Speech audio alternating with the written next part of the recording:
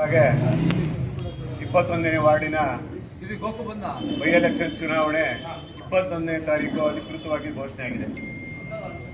ಈ ಚುನಾವಣೆಗೆ ನಮ್ಮ ಕಾಂಗ್ರೆಸ್ ಪಕ್ಷದ ವತಿಯಿಂದ ಅಭ್ಯರ್ಥಿಯಾಗಿ ಇದೇ ವಾರ್ಡಿನವರು ಹಿರಿಯ ರಾಜಕಾರಣಿಗಳಾದಂಥ ಶ್ರೀ ಗುರಾಜಪ್ಪನವರು ಪಿಪ್ಪಣ್ಣವ್ರ ವಂಶ ಅಂದರೆ ಅವರು ಮೂಲತಃ ಹಳೆ ಕಾಂಗ್ರೆಸ್ಸಿಗರು.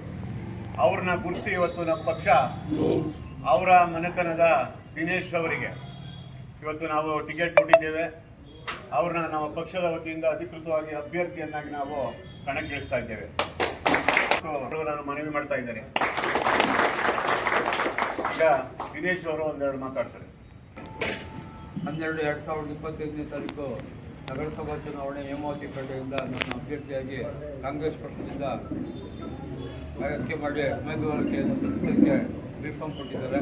ಈ ಒಂದು ಸಂದರ್ಭದಲ್ಲಿ ಕಾರ್ಯಕ್ರಮ ಮುಗಿಸ್ಕೊಂಡು ನಗರಸಭೆಗೆ ಹೋಗಿ ನಾಮಿನೇಷನ್ ಫೈಲ್ ಮಾಡೋದಿದೆ.